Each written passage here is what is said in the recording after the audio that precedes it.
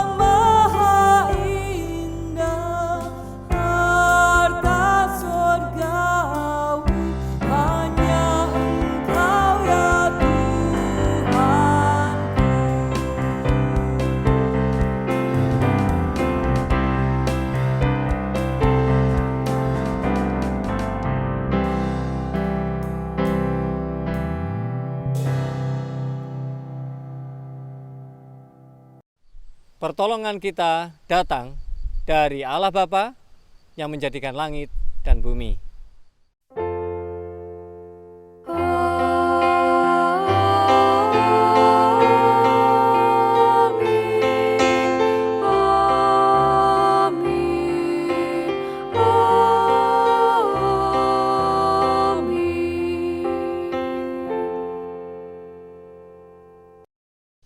Kasih karunia dari Allah Bapa kita dan dari Tuhan Yesus Kristus menyertai saudara sekalian.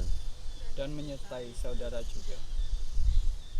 Tema kita hari ini adalah satu kata, yaitu kita. Kita akan melandasinya dari Yohanes 14 ayatnya yang ke-10. Demikian bunyinya. Tidak percayakah engkau bahwa aku di dalam Bapa dan Bapa di dalam aku? Apa yang aku katakan kepadamu, tidak aku katakan dari diriku sendiri, tetapi Bapa yang diam di dalam aku. Dialah yang melakukan pekerjaannya. Sekarang waktunya bagi kita untuk mendudukkan diri di hadapan Tuhan, dan kita mengakui segala kelemahan kita di tengah kehidupan ini. Mari kita berdoa. Ya Tuhan, kami sungguh merasa kecil. Kami sungguh merasa malu di hadapan-Mu ketika Engkau yang tidak pernah memikirkan dirimu sendiri, tetapi Engkau selalu memikirkan kami, sementara kami memikirkan diri kami sendiri, dan kami kurang memikirkan tentang Engkau dan kurang memikirkan tentang sekeliling kami. Ketika kami harus menjalani kehidupan ini dengan kekhawatiran, ketakutan, dan keraguan menatap hari esok, ampuni kami jika kami tidak cukup mengokohkan iman kami dan mempertanyakan keadilan-Mu, mempertanyakan penyertaan-Mu. Kiranya Tuhan Engkau boleh memberikan belas kasihan-Mu kepada kami. Di dalam Tuhan kami Yesus Kristus kami mengaku. Amin. Mari kita berdiri. Kita menyambut berita anugerah dari Tuhan yang diambil dari Nehemia 9 ayat yang ke-17. Akan saya bacakan. Mereka menolak untuk patuh dan tidak mengingat perbuatan-perbuatan yang ajaib yang telah Kau buat di antara mereka. Mereka bersih tegang leher, malah berkeras kepala untuk kembali ke perbudakan di Mesir. Tetapi Engkaulah Allah yang sudi mengampuni, yang pengasih dan penyayang, yang panjang sabar dan berlimpah kasih setianya. Engkau tidak meninggalkan mereka. Demikianlah berita anugerah dari Tuhan. Syukur kepada Allah. Mari kita bersalam-salaman.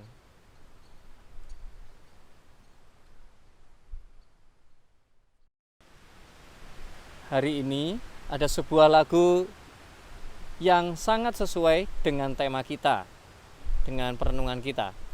Lagu ini berjudul Kau Penulis Hidupku. Tentu yang dimaksud bagaimana Tuhan yang menulis semua kehidupan kita melalui, karena Dia ada di dalam kita dan kita ada di dalam Dia. Mari bersama-sama kita menyanyikan lagu ini.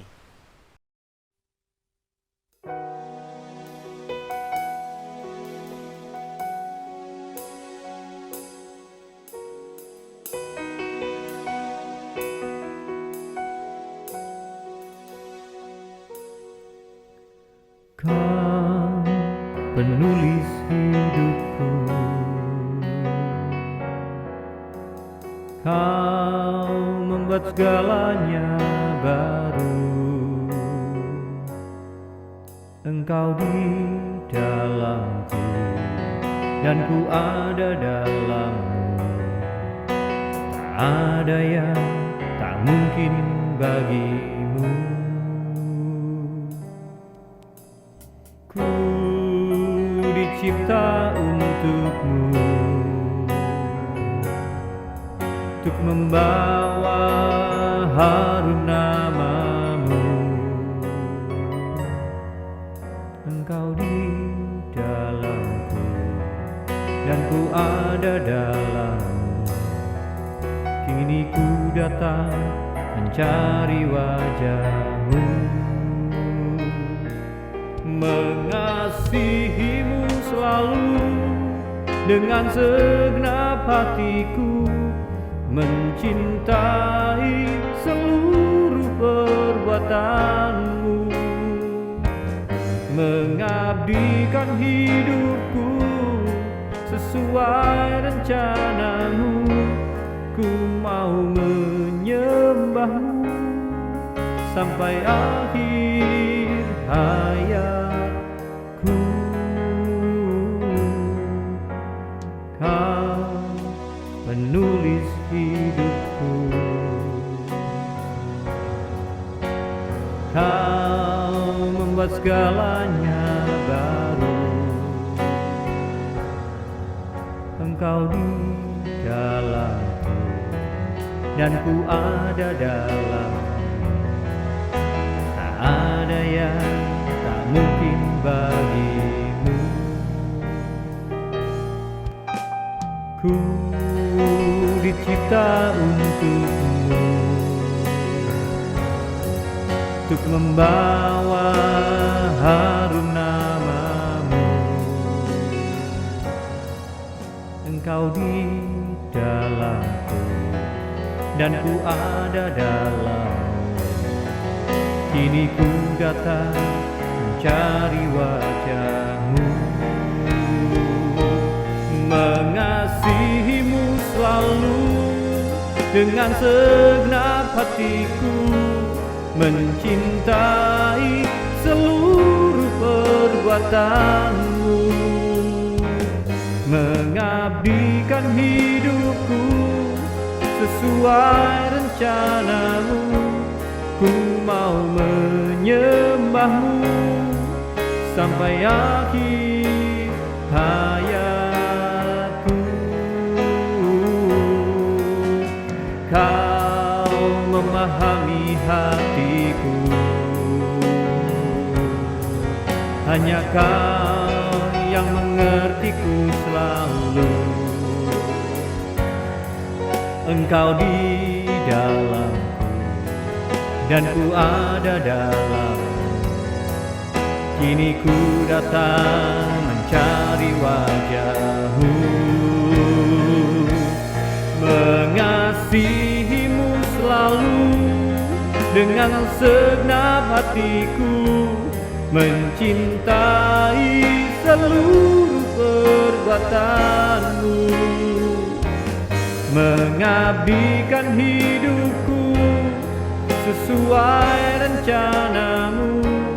Ku mau menyembah-Mu sampai akhir hayatku.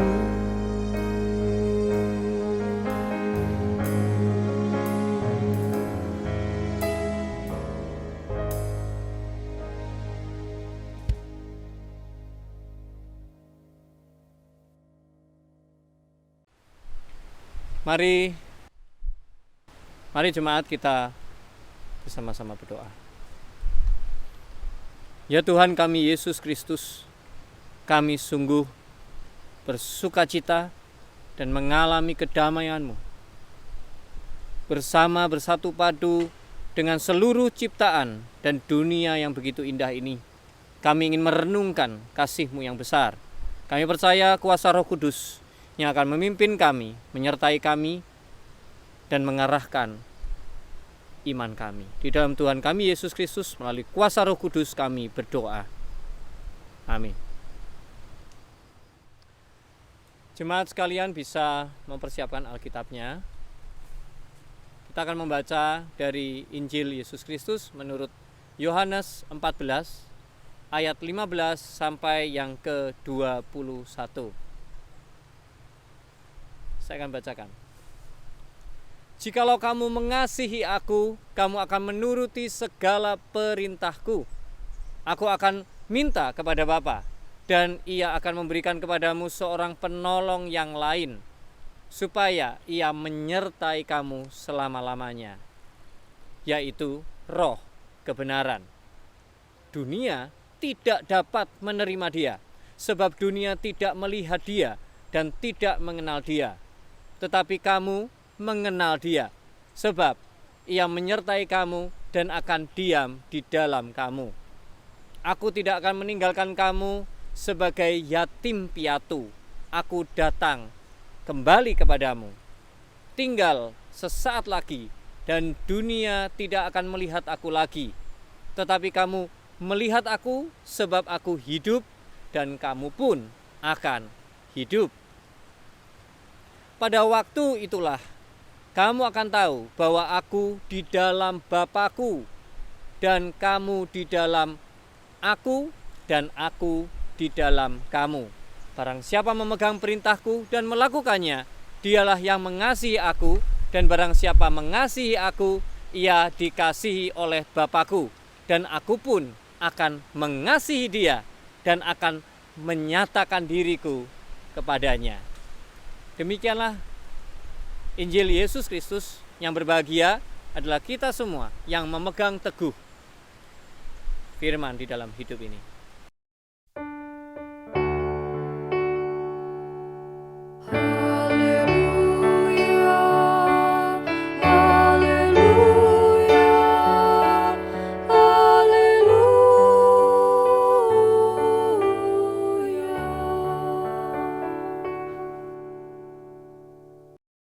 Saudara sekalian, saya membaca di salah satu tautan detik.com tentang kisah inspirasi seorang dokter yang berusia 84 tahun.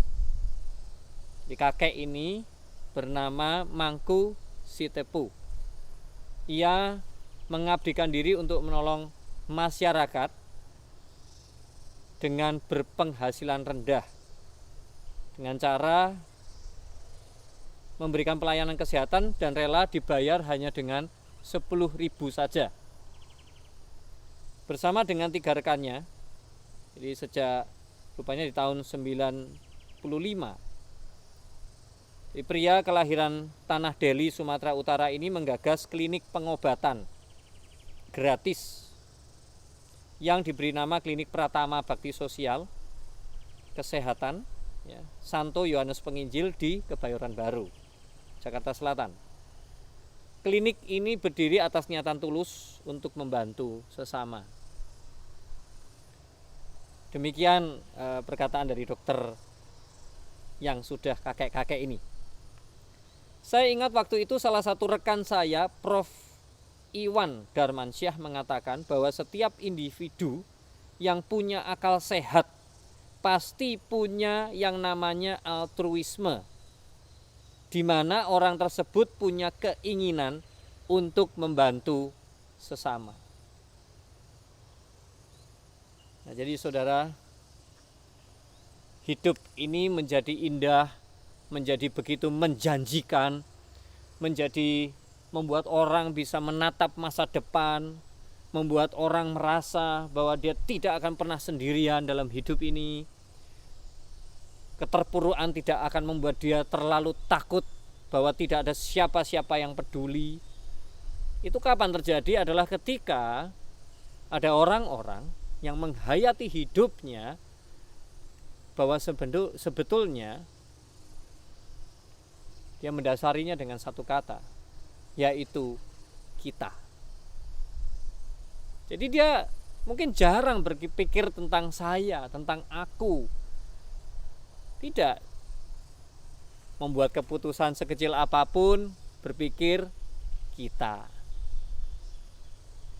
Mau senang, berpikir kita. Sedih pun kita. Sebetulnya enak orang hidup seperti ini, karena dia tidak pernah berpikir bahwa aku sedih sendirian.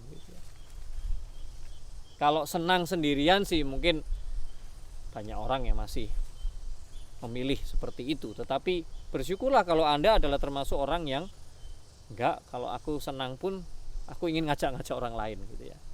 Jadi tidak pernah akan menjadi senang atau terlalu senang jika aku senang sendirian. Nah, saudaraku, kata kita ini sebetulnya penghayatan yang sangat alkitabiah. Seperti yang kita baca melalui bacaan kita tentang bagaimana aku di dalammu dan engkau di dalam aku. Jadi persatuan atau persekutuan Trinitas Allah, Putra, dan Roh Kudus ini adalah sebuah penghayatan bahwa satu sama lain itu selalu memberikan pengaruh, selalu connect, selalu berrelasi secara setara. Tidak pernah ada yang lebih besar, tidak pernah ada yang lebih penting, tidak pernah ada yang lebih benar, tidak ada yang menonjol. Bahwa dalam kehidupan ini tentu ada yang memimpin, ada yang di tengah, dan ada yang di belakang. Namun semuanya berada di dalam satu derajat. Ini saudaraku yang kasih Tuhan, seorang pendeta bernama Nindyo Sasongko pernah mengatakan juga tentang hal ini. Dia menyebut ada 3 hal. Yang pertama yaitu we, yang artinya kita. Kemudian yang kedua adalah we, yang ditulis dengan bahasa Inggris tentunya, W, kemudian E kecil gitu ya, WEE gitu ya, yang artinya kecil. Kemudian yang ketiga adalah WHEE, W, yang artinya adalah terkejut atau kejutan. Menarik sekali saudara. Siapakah orang yang merasa hidupnya sejahtera, merasa hidupnya tenang, damai? Justru adalah orang-orang yang tidak pernah menyikapi hidup ini bahwa aku berdiri sendiri, aku bisa sendiri, dan aku tidak peduli dengan yang lain, bahwa yang lain susah, yang lain seneng, yang penting aku. Ini adalah ciri-ciri orang yang justru hidupnya akan mengalami ketentraman yang luar biasa. Seperti saat ini ketika kita berada di tengah ini dibilang hutan ya, pulang besar ya. Ini adalah sekelompok pepohonan di Bondowoso, yaitu pohon sengon buto.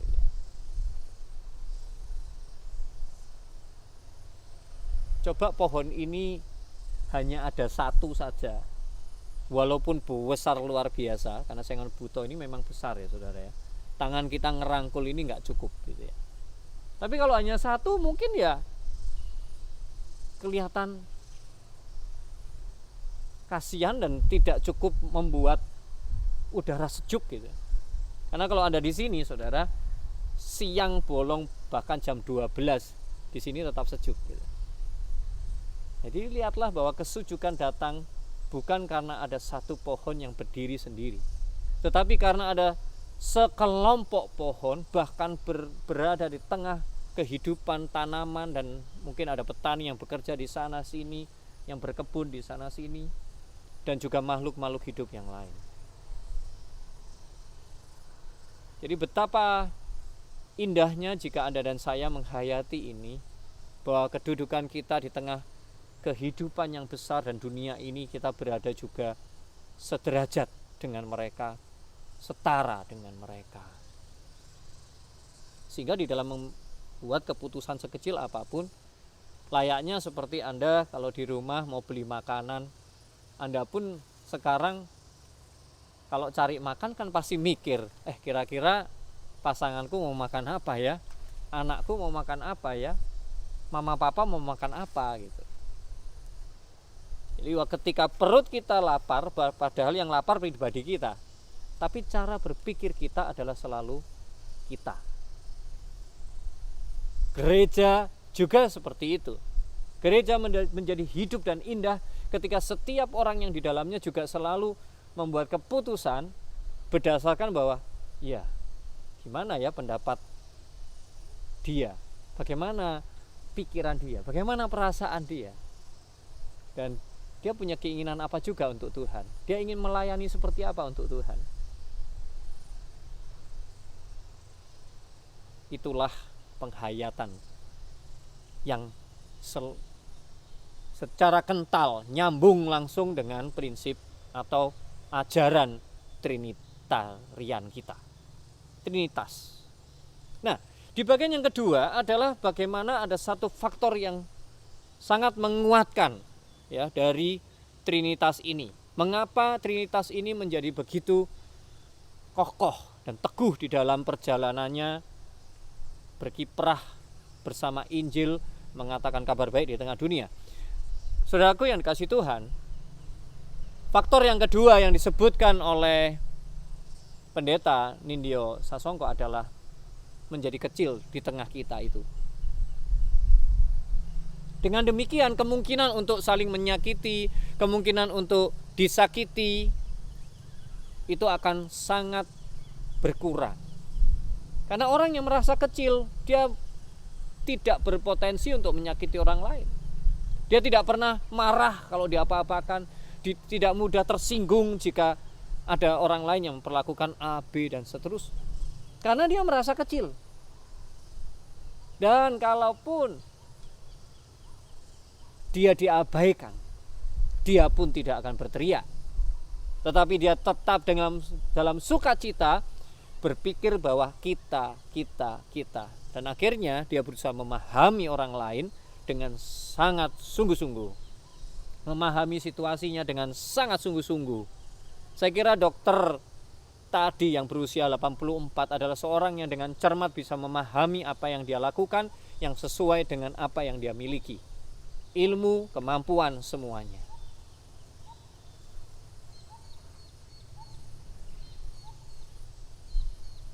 Ketika kita telah memahami tentang kecil ini dan tentang kita, maka kita akan sampai pada satu posisi yang membuka peluang begitu besar. Apa peluang kita, saudara?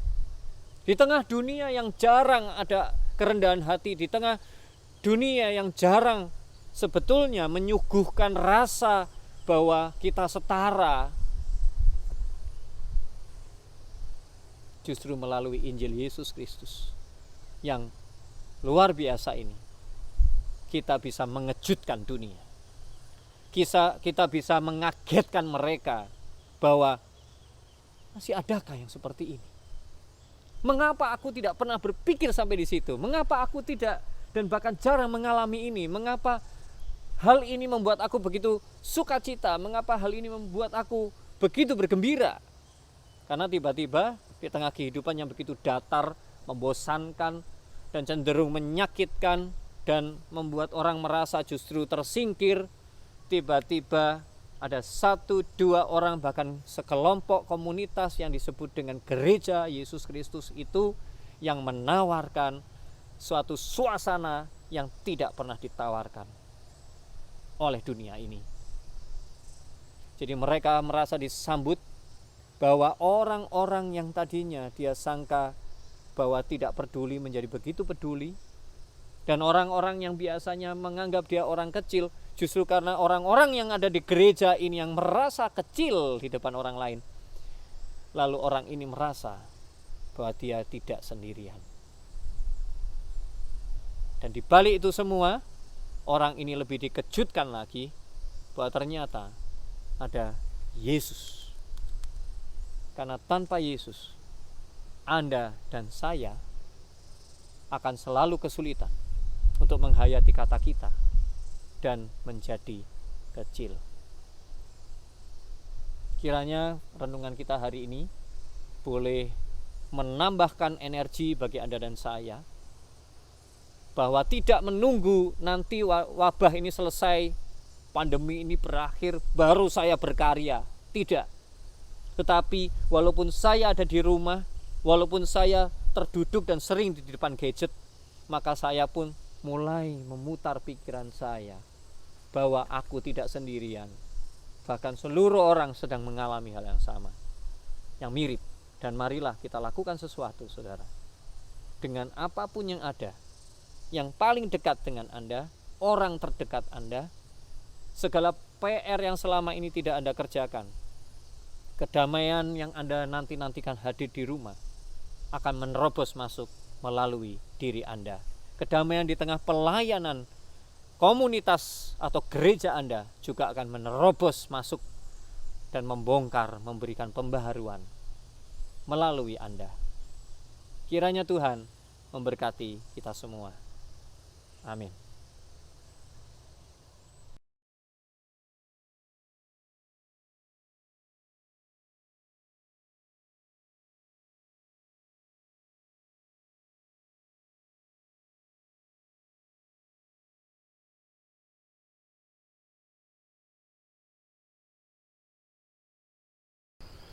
Marilah dengan bangkit berdiri, kita mengucapkan iman rasuli bersama-sama.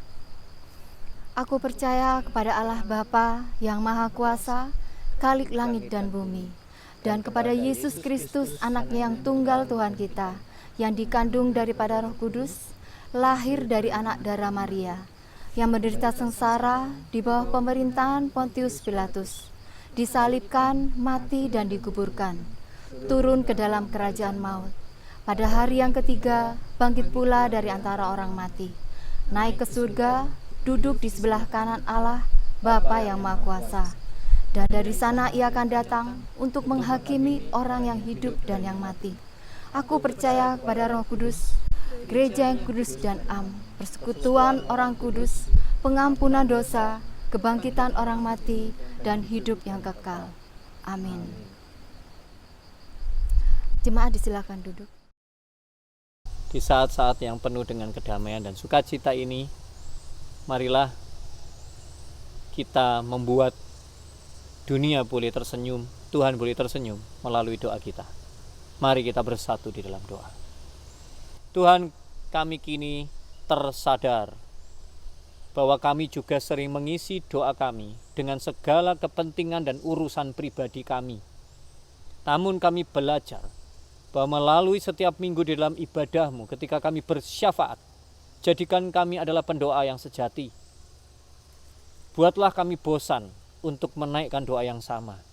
Buatlah kami menaikkan doa untuk orang-orang yang ada di depan pintu pagar kami, di sekitar itu, di belakang, di samping, kanan, kiri. Kami mau sebutkan nama mereka dalam hati kami satu persatu. Orang yang lalu lalang tiap hari kami sapa, kami bertemu, bahkan yang kami hafal wajahnya dan kami tidak tahu namanya. Ajar kami untuk tidak berhenti sampai di sini, tetapi kami mulai mencari informasi. Kami bertanya siapa namanya. Dengan tetap menjaga jarak, namun kami tidak menjaga hubungan kami berjarak. Buatlah kami semakin memahami situasi kami di tengah kehidupan ini. Dan mungkin ada teman-teman kami, sahabat kami yang sudah sekian lama tidak kami kontak. Kami mau angkat telepon untuk mereka. Kami mau hubungi mereka dengan media sosial. Kami mencari informasi kembali. Siapa tahu Tuhan ingin kami mendoakan mereka dalam situasi yang sedang menghadapi kesulitan pergumulan, dan ajar kami terus untuk berpikir bahwa hidup ini adalah kita. Sejauh apa yang boleh Tuhan izinkan kami jangkau, kami akan lakukan, ya Tuhan. Jika kami memiliki apapun di dalam kehidupan ini yang bukan milik kami, maka ajar kami untuk berbagi. Ajar kami untuk mempunyai kerelaan, mempunyai ketulusan dan keindahan di dalam diri kami. Kami menghiasi, kami memasang intan dan permata di hati kami, yaitu hati yang penuh dengan kemurahan Tuhan. Dalam situasi yang sulit ini, kami percaya bahwa kami semua berada dalam kesulitan. Dan biarlah kami belajar benar-benar untuk berkarya dengan lebih lagi melalui media yang ada. Pakailah Gereja Tuhan GKI Bondowoso, GKI secara lebih luas, karena baru saja juga dibangun atau dibentuk kelompok kerja ketahanan pangan. Dan bagaimana dalam waktu dekat ke depan tentu akan kesulitan. Bahkan sebagian dari jemaat Tuhan pun mengalami kesulitan di dalam pekerjaan mereka, kehilangan nafkah, dirumahkan, PHK dan seterusnya. Belum lagi Tuhan, kami mendengar ada orang-orang yang karena terinfeksi COVID-19 lalu mereka juga diberhentikan dari pekerjaan mereka dan mereka tidak tahu apa yang akan mereka lakukan. Kiranya Tuhan melalui semua doa kami, dan kami juga terus mendukung pemerintah. Ketika pemerintah mempunyai terobosan-terobosan, kami akan turut mendukungnya. Di dalam Tuhan kami Yesus Kristus yang mengajar, kami berdoa.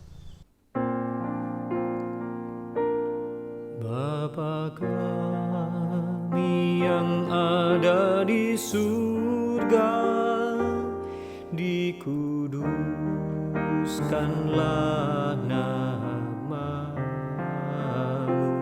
datanglah kerajaan-Mu, jadilah kehendak-Mu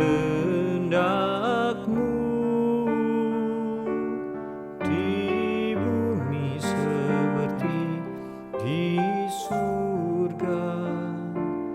Berilah kami pada hari ini makanan kami yang secukupnya, dan ampuni kesalahan kami seperti kami ampuni yang lain, dan jauhkan kami dari pencobaan, lepaskanlah kami dari yang jahat. Sebab Engkau yang punya kerajaan serta kuasa dan kemuliaan sampai selama-lamanya. Amin.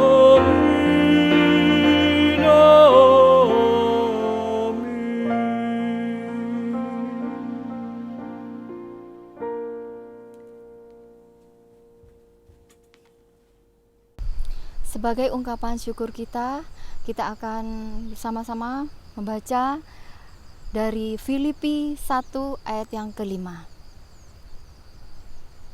Aku mengucap syukur kepada Allahku karena persekutuanmu dalam berita Injil mulai dari hari pertama sampai sekarang ini.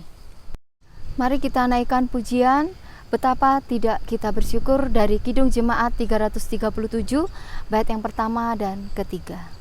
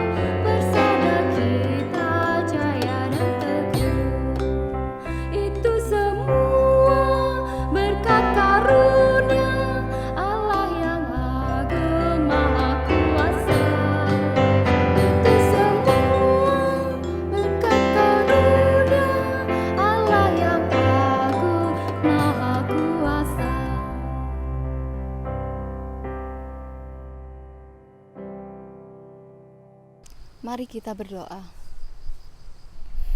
Tuhan, kami mengucap syukur dan terima kasih untuk penyertaan Tuhan, untuk berkat-berkat yang Tuhan berikan pada setiap kami anak-anak-Mu. Dan Tuhan, pada saat ini kami mengumpulkan persembahan, kiranya persembahan ini Engkau kuduskan, sehingga persembahan ini dapat berguna untuk pelayanan di tempat ini. Kau berikan hikmat juga kepada setiap kami para pengurus majelis ya Bapa. Terima kasih Tuhan Yesus, dalam nama Tuhan Yesus Kristus kami alaskan doa ini. Haleluya, amin. Dengan penuh semangat dan dengan gairah yang selalu disegarkan oleh Kristus, Sang Trinitas itu, marilah kita bersama-sama menyanyikan, kita harus membawa berita. Kami mengundang seluruh jemaat yang ada di rumah untuk berdiri.